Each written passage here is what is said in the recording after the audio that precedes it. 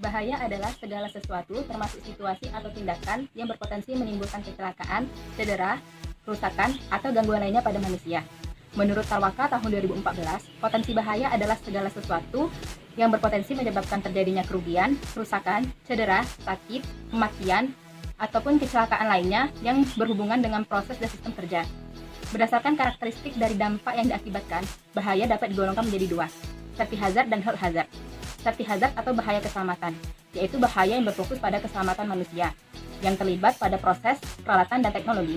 Safety hazard ini dampaknya bersifat akut, memiliki konsekuensi yang tinggi, serta probabilitas terjadinya itu rendah.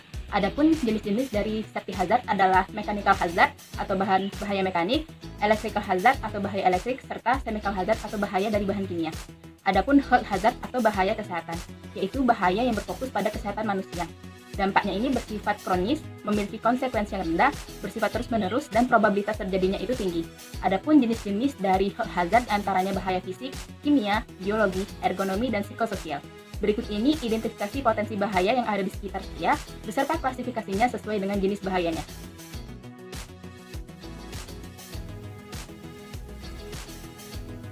Bahaya mekanik dapat ditemukan pada saat menggunakan pisau yang berpotensi menyebabkan tangan tersayat. Bahaya mekanik lainnya adalah saat mengoperasikan mesin parut kelapa rumahan yang dapat berpotensi menyebabkan tangan terluka ataupun ikut tergiling jika tidak dilakukan dengan hati-hati. Bahaya elektrik seperti korsleting listrik dapat disebabkan karena kabel listrik yang semrautan atau berantakan. Bahaya bahan kimia.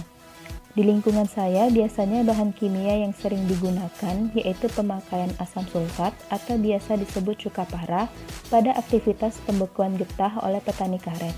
Cairan asam sulfat ini bersifat korosif sehingga sangat berbahaya jika bersentuhan langsung dengan kulit.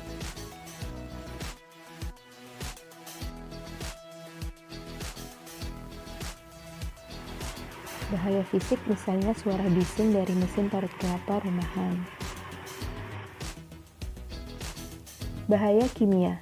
Seringkali tidak disadari jika penggunaan spray aerosol anti nyamuk berpotensi menyebabkan keracunan jika sampai terhirup atau tertelan. Begitupun penggunaan racun nyamuk bakar dapat menyebabkan keracunan dan gangguan pernapasan pada manusia dari asap yang dihasilkan.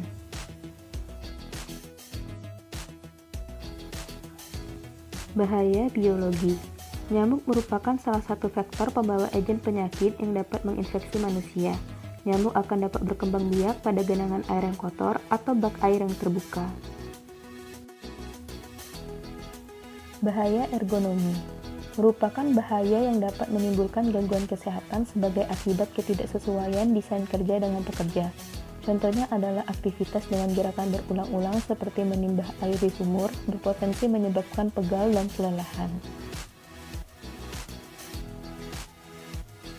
Kemudian, ketinggian meja yang tidak sesuai dengan postur tubuh dapat membuat tubuh membungkuk sehingga berpotensi menyebabkan nyeri punggung.